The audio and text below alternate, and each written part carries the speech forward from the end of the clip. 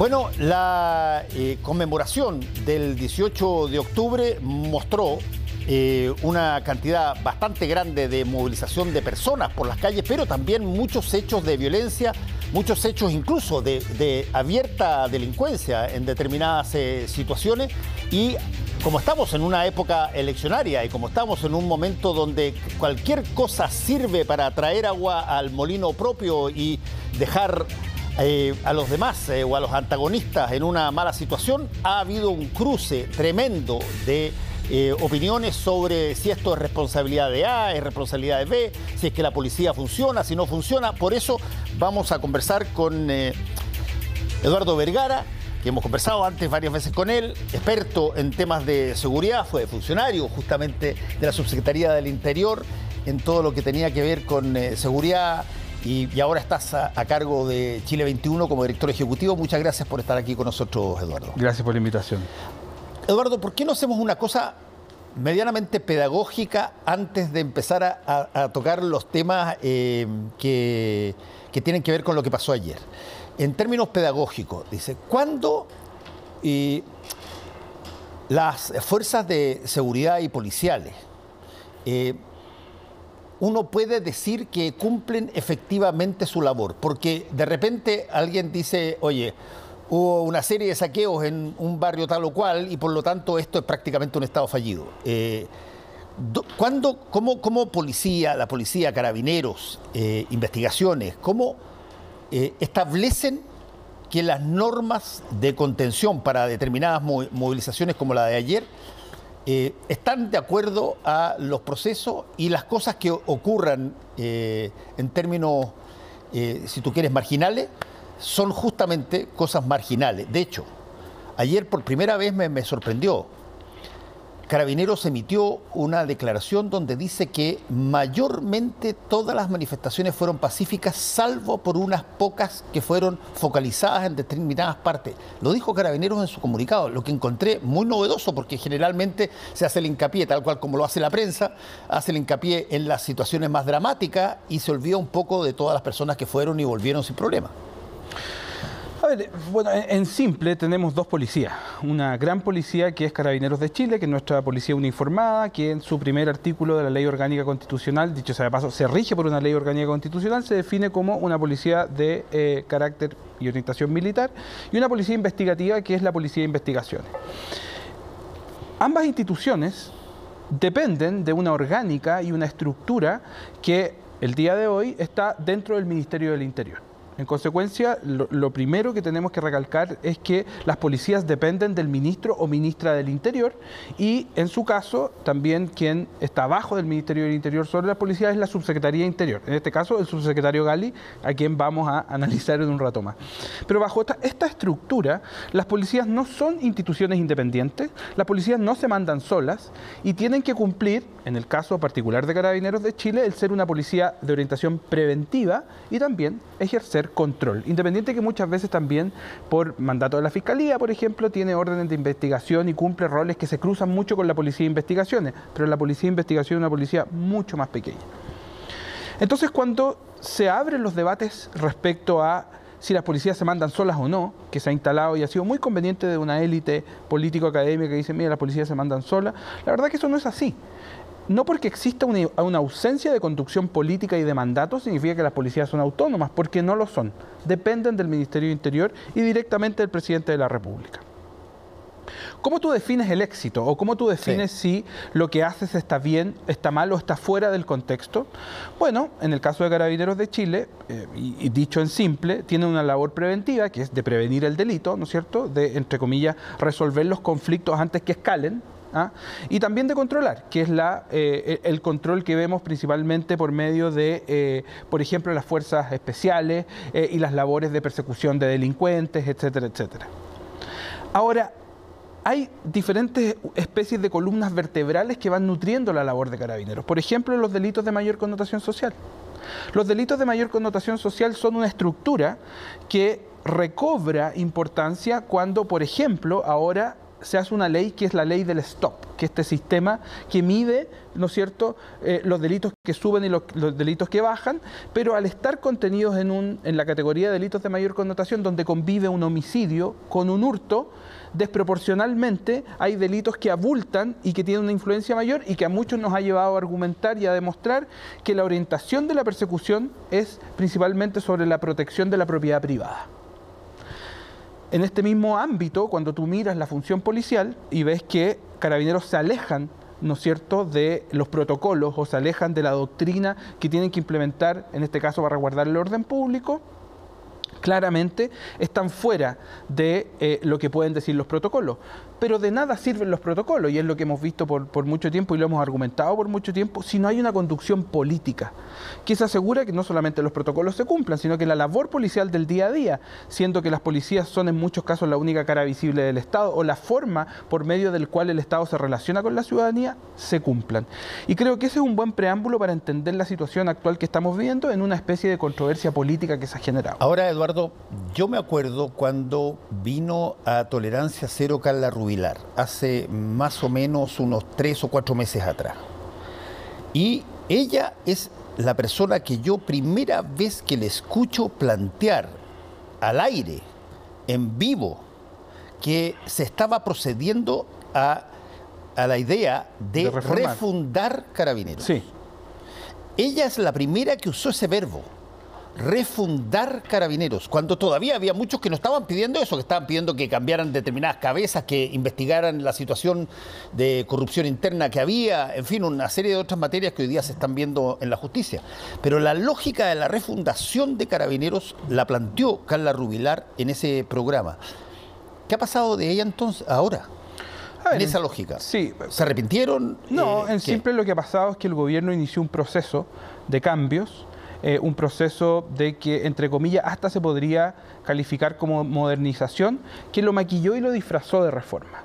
Reforma policial no ha habido. Si tú le preguntas a cualquier experto, académico que trabaja en estos temas, lo primero es que te va a decir que un proceso de reforma puede durar años. Y que la reforma que se necesitaba en Chile, de hecho, yo estuve con el presidente Piñera en La Moneda hace 1 año y medio atrás, cuando fuimos a entregarle propuestas, Chile 21, sí, diferentes organizaciones, y le hicimos saber que la profundidad de la reforma que se necesitaba, y que se viene también pidiendo hace mucho tiempo, era de una profundidad mayor. Porque no sacábamos nada con hacer cambios, porque además habían problemas culturales, a la cultura institucional. Y con el pasar del tiempo, la ex ministra Rubilar, que hoy está cuestionada por otros asuntos, resultó ser una de las pocas voces que tuvo la capacidad de reconocer que lo que se necesitaba era algo profundo. Mientras que en lo práctico el gobierno creó mesas, creó comisiones, llamó expertas y expertas que siempre le dicen que sí, muchos de ellos, obviamente algunos de los que participaron no, pero sí en su mayoría, y inició un proceso donde tiene una página web instalada, donde ha querido hacernos creer que hay un proceso de reforma. ¿Y por qué esto es complejo, más allá de lo político? Porque no podemos permitir que un gobierno instale la sensación de que se hizo una reforma cuando la reforma realmente no ha sucedido. Y además, que ocurra que, por ejemplo, se hacen cambios a los protocolos de Carabineros. Carabineros publicó nuevos protocolos, se publicaron en el Diario Oficial hacía prácticamente un mes, fue una noticia que el gobierno celebró. Si es que esos protocolos no se aplican porque no hay una autoridad política que tenga la convicción de que esos protocolos se tienen que aplicar. Mira, ya analizaremos la arista política de los dichos de Gale. Pero en lo operativo, lo que hace el subsecretario de Interior es lavarse las manos respecto a su responsabilidad. Pero peor aún, en los mismos protocolos que yo te menciono, explícitamente está señalada la responsabilidad del delegado presidencial, que fue el mismo gobierno que argumentó que los gobernadores no tenían que tener facultades en seguridad pública, sino que tenían que mantenerse en la figura del poder central, en este caso en el delegado presidencial. Y cuando el subsecretario del Interior apunta a otros e imputa la responsabilidad a otros actores y se lava las manos de su responsabilidad, de cierta manera, para muchos que venimos trabajando en esto, es la peor pesadilla, porque nuevamente tenemos un gobierno central que no es capaz de hacerse cargo de la seguridad pública, que desconoce su responsabilidad sobre las policías, pero peor aún, que busca responsables de una labor que a ellos les compete. Es más, Fernando, la gran promesa del presidente Piñera fue la seguridad. Y la seguridad se transformó en su gran fracaso. Entonces, si tú además conjugas al momento político, aumento del 20% de los homicidios el año 2020, crecimiento significativo del poder de los narcotraficantes, que se triplique el poder o la adquisición de armas legales en este país tras el estallido social. ¿Para qué hablar de la adquisición de armas ilegales? Se configuran escenarios de mayor violencia. Fernando, entre el día viernes y el día lunes, antes que se iniciara la conmemoración, las manifestaciones o la violencia y todo lo que ocurrió en el entorno de los 2 años del estallido social, solo en los medios se reportaron cerca de 20 homicidios en Chile, particularmente en la región metropolitana. El caso de Peñalol en Alto, ¿no es cierto?, Pirque, en Rancagua, etcétera. En una pandemia de homicidios que estamos viviendo que es tremendamente compleja. Entonces todo esto se conjuga en un escenario que cuando más se necesita que el Poder Ejecutivo haga su trabajo y gobierne la seguridad pública, tenemos la ocurrencia y la irresponsabilidad de la segunda autoridad sobre la seguridad pública del Ministerio de Interior, que termina haciendo algo que es totalmente incoherente con el mismo relato que ellos mismos han querido instalar. Y con esto cierro, de que la seguridad es un tema de Estado y que el Congreso tiene que apoyar las leyes y que todos tenemos que remar para el mismo lado. Si hay alguien que hace un esfuerzo y pone todo lo humanamente posible por politizar a la seguridad pública, es el subsecretario de Interior, escoltado por la subsecretaria de Prevención del Delito y el general de Carabineros en el balance posterior a la noche del 18 de octubre. A ver, Eduardo, muchas personas probablemente miran la televisión para ver lo que ha pasado o ven directamente lo que sucede y se preguntan, ¿a quién puede beneficiar el que de pronto se generen situaciones de violencia como las que vemos? Que si eventualmente son acotadas o no tienen la dimensión que tienen las grandes movilizaciones de gente que no provoca violencia, pero son lo suficientemente dañinas, lo suficientemente, yo te diría,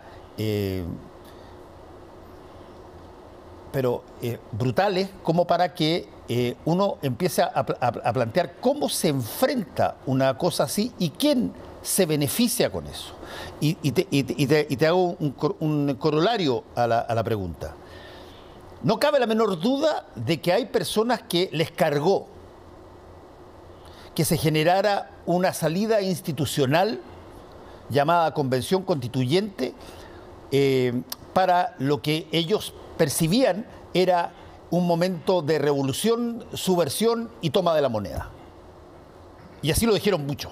Esta cuestión es otra cocina, otra cosa que haya. Después se dieron cuenta que, bueno, la gente lo apoyó en un 80% y por lo tanto parece que es un bueno. Pero al principio había intención de ver hasta dónde se podía seguir. Por otra parte, el otro lado, el otro extremo, necesita que pasen determinadas cosas para poder decir, ven, se los estoy diciendo, hay que meter mano dura, hay que meter aquí, que no solamente los carabineros, tienen que llegar los militares, hay que poner orden, hay que implementar un Estado de Derecho donde básicamente sea. La violencia en sí no es algo que beneficie al tipo que roba solamente, no. Políticamente hay gente que le saca partido a eso. Y eso es muy peligroso porque estás a un tris de querer que haya, porque te beneficia.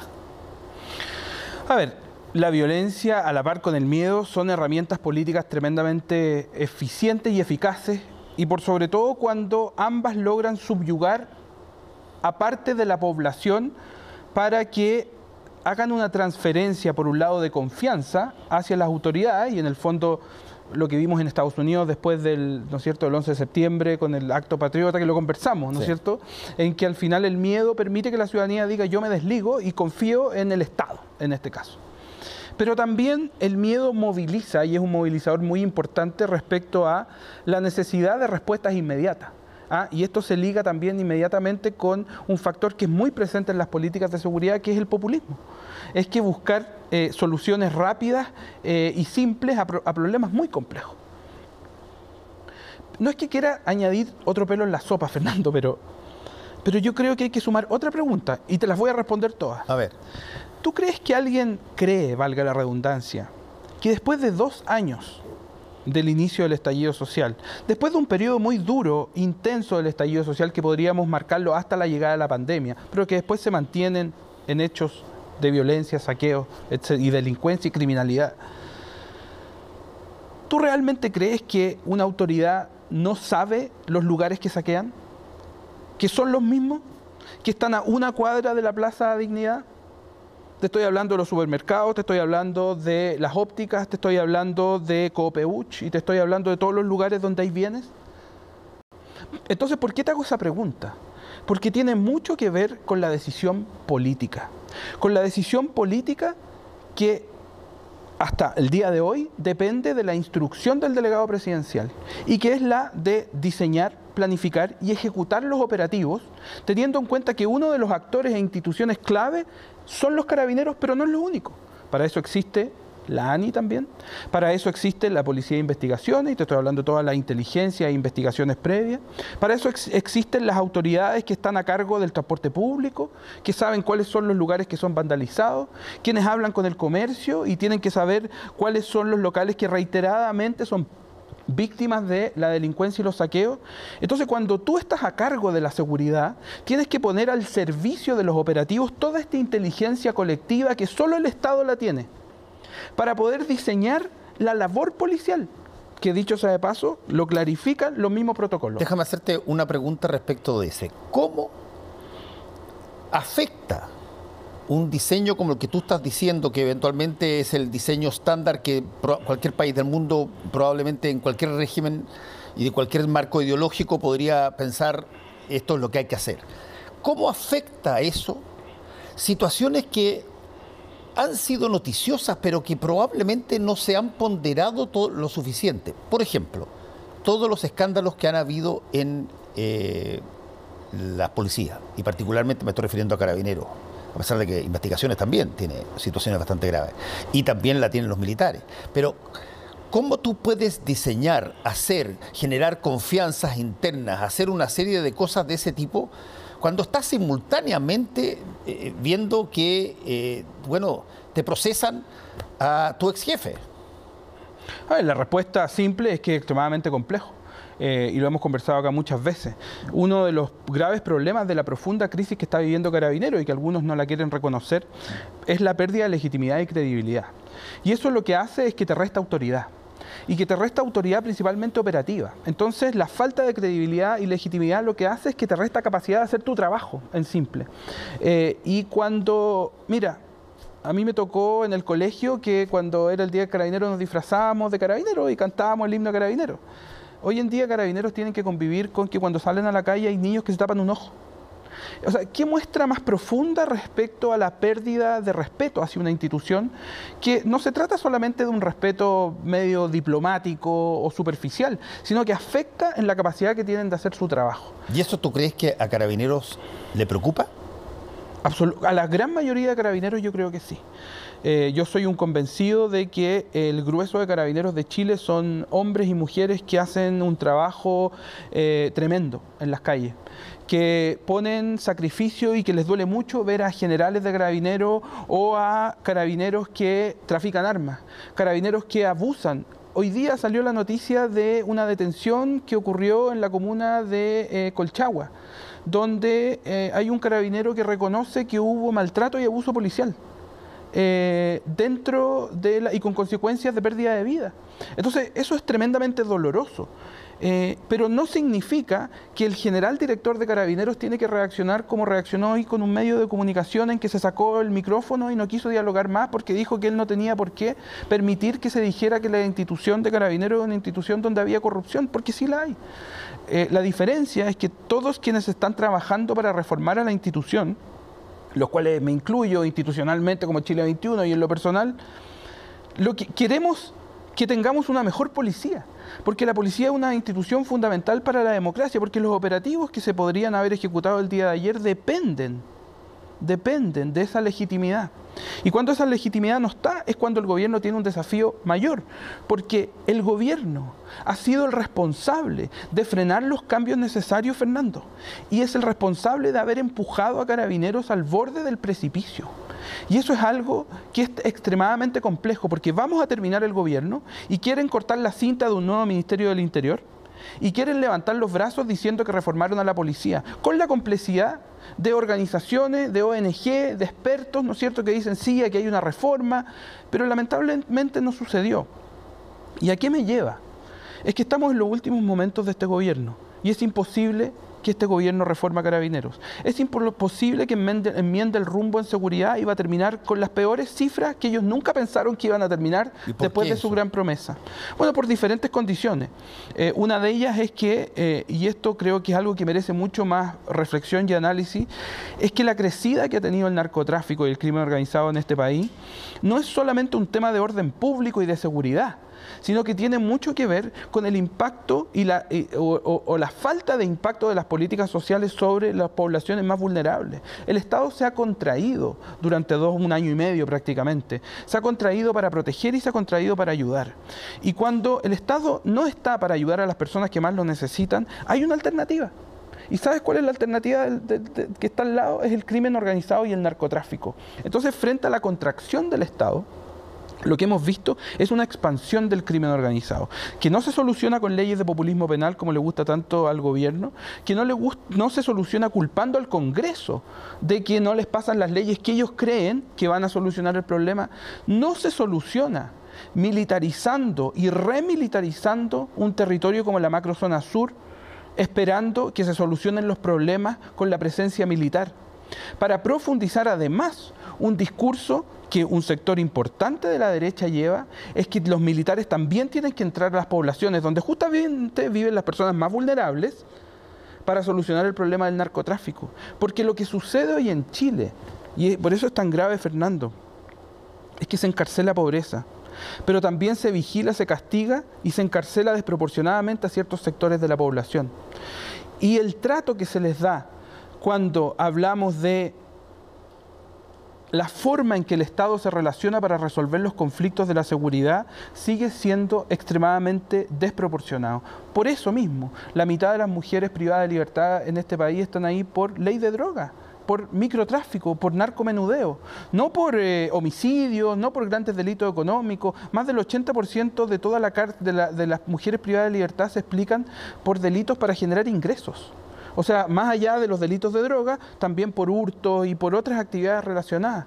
Entonces, si no tenemos la capacidad de entender que esto no es una obsesión de la izquierda, de tratar de abordar los problemas de fondo, sino que es la responsabilidad ética, política y moral que tenemos que tener como país para entender que la persecución y la mano dura no va a resolver el problema. Es más, los resultados están a la vista. Estamos enfrentados a un mal futuro. Y aquí concuerdo con el presidente Piñera, y con esto cierro, Fernando. Él reconoció que estamos en un punto de inflexión en seguridad pública, y lo estamos, con unas policías desacreditadas, con un crimen organizado y un narcotráfico que crece, con presencia de armas que cada día es mayor, pero por sobre todo con una sociedad que tiene más miedo. Sí, te iba a preguntar sobre, independientemente de cuál es el tipo de gobierno, esto evidentemente no es algo que nace, y tú lo dijiste muy bien, en un gobierno determinado. Es algo que se viene dando, que probablemente durante mucho tiempo, yo me acuerdo que había discusiones en la época de la Concertación sobre si es que el narcotráfico era, si Chile era o no era un país donde pasadizo. De tránsito o que es el gran... Y hubo una reacción extraordinariamente dura por parte del gobierno de la época para decir que no, que jamás, que nunca, que para nada. Bueno, a poco andar estábamos llenos de aquello. O sea, ¿qué tanto lo que ha pasado es algo que o no quisimos ver una vez más, o bueno, era conveniente no verlo?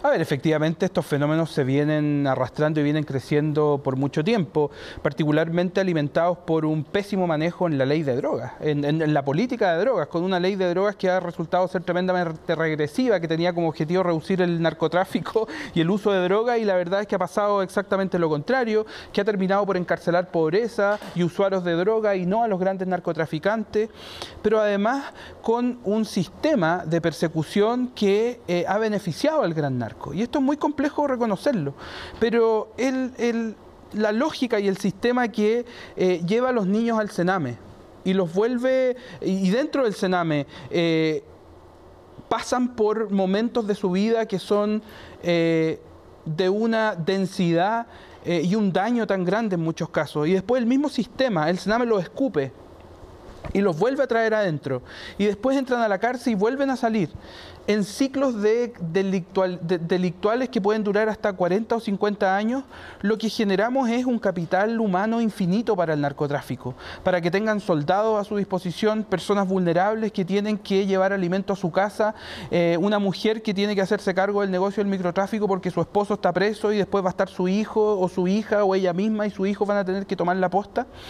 En reconocer que la política pública más exitosa contra el narcotráfico en Chile, le duela a quien le duela, ha sido la capacidad que muchas personas han tenido de autocultivar marihuana y dejar de entregarle millonarios recursos al narcotráfico y dejar de depender del narcotráfico, porque en Chile, solo con los cálculos de consumo que tiene el Senda y de precio de droga de la calle, entre lo que circula en marihuana y cocaína al día, se genera entre 1 y 5 millones de dólares. Entonces la pregunta es, ¿por qué seguimos entregándole entre 1 y 5 millones de dólares por lo bajo bueno, al narcotráfico para que corrompa, compre armas, se financie y expanda su poder? Ya, ahí hay un punto que es tremendamente polémico, que es el que tiene que ver con la legalización de determinadas drogas con el objetivo de tener control sobre ellas y que el control no sea por parte de los narcotraficantes. Sin embargo, esa es una cosa que por muchos buenos resultados que eventualmente puedan tener con países en Europa o con Uruguay, en fin, en otras partes,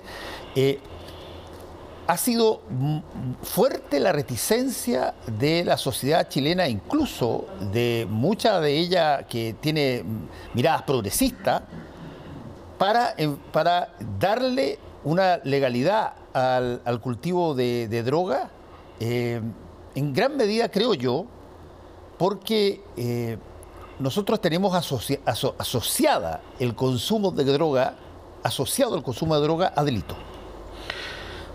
Y hasta cierto punto de vista es así. Es que es la forma en que como país nos hemos relacionado con las drogas, particularmente. Pero mira esto, creo que es tremendamente irresponsable seguir haciendo lo mismo, como creo que también es tremendamente irresponsable argumentar que vamos a legalizar la marihuana y se va a terminar el narcotráfico. El tema es otro. Es en qué momento el Estado se hace responsable de quitarle el monopolio de decidir lo que se consume, dónde se consume, quién lo consume, a qué precio lo consume y qué se hacen con los recursos que se recaudan. Entonces la decisión no es caer en las utopías de que aquí se va a terminar el problema. La decisión tiene que ver con cómo nos hacemos cargo de uno de los mayores problemas del mundo en este momento, que es el uso de drogas. En Estados Unidos están viviendo una pandemia profunda de la heroína. El impacto que ha tenido la legalización de la cannabis sobre México ha sido brutal. Obviamente han buscado otras alternativas y otro tipo de tráfico. Pero hay evidencia suficiente para sustentar que la medida regulatoria es una decisión entre un mercado gigante que monopoliza la venta de drogas, pero también la salud pública y la vida y la integridad de las personas controlado por el crimen organizado, o el mismo negocio controlado por el Estado, donde se puede al menos saber si hay reglas o no. Si tú miras las tasas de consumo de tabaco en escolares en este país, no son óptimas, pero van a la baja. Mientras que tú miras las tasas de consumo de cannabis en escolares, son todo menos óptimas y van al alza. Entonces la pregunta es ¿por qué no podemos invertir en buena educación y prevención? ¿Por qué no podemos tener recursos para disponer mayor tratamiento y rehabilitación para quienes lo necesitan? ¿Por qué no podemos disponer un sistema que permita que la ciudadanía conviva sin sentirse forzada a entrar a la ilegalidad? Ojalá que ningún niño consuma, ojalá que los adolescentes no consuman, particularmente por el daño que genera el consumo de cannabis en tu desarrollo cognitivo, etcétera, etcétera. Son cosas que las sabemos, pero la pregunta es ¿por qué seguimos eligiendo empoderar al criminal y al narcotráfico para que justamente haga lo que está haciendo en este país? Sí, déjame, para terminar, hacerte el símil. Yo creo que todavía en muchos países existe esta idea que, bueno, no funcionó, pero tiene una presencia cultural gigantesca, que es la época de la prohibición, con el alcohol. Y decíamos, bueno, el Estado, en el caso de Estados Unidos, prohibió el alcohol. Y creció, pero gigantescamente en forma clandestina. Y crecieron las bandas, crecieron las mafias, y se crearon todas esas cosas. Y a partir de ahí, los tipos dijeron, bueno, parece que no nos resultó el asunto. Y por lo tanto, con el alcohol en esa época, fue un fiasco la forma de enfrentarlo. Pero sin embargo, con las drogas se ha hecho mucho más puntillosamente que algo general, no a todo, digamos. Han permitido algunos estados individualmente tienen la posibilidad de hacerlo legal, hay vigilancia sobre eso, pero todavía existe esta idea un poco de que si tú legalizas droga, vas a tener como resultado puros seres irracionales o dementes. Bueno, a mí lo que hacemos es decidir cuáles drogas son legales y cuáles son ilegales.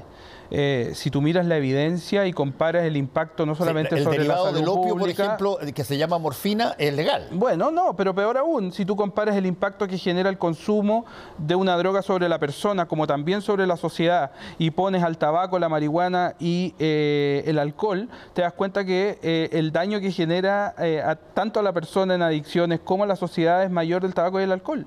Entonces la decisión no se toma necesariamente en base a la evidencia. Y estos debates son importantes porque a pesar de que no han evolucionado con la rapidez que algunos como yo esperamos que hubiesen evolucionado, el momento que estamos viviendo como país va a acelerar que tengamos estos debates y que tengamos que tomar decisiones. Porque la seguridad va a definir la capacidad de gobernabilidad que va a tener el próximo gobierno, Fernando. Este va a ser un tema central, fundamental y prioritario. No por ello significa que políticamente le darán y otorgarán la prioridad que merece. Pero si tú miras las cifras delictuales, particularmente los delitos más violentos y dónde ocurren, el aumento de los homicidios, el mercado de las armas, la situación económica de Chile, y vas juntando todos estos elementos, es muy difícil no argumentar la importancia que va a tener esta temática. Entonces podemos seguir haciendo lo mismo. La izquierda puede seguir cayendo en la trampa de la derecha, de que tú estás con los enemigos, estás con nosotros y no me aprueba esto y por eso no, y que metemos militares en la zona, encarcelamos pobreza, etcétera, haciendo lo mismo.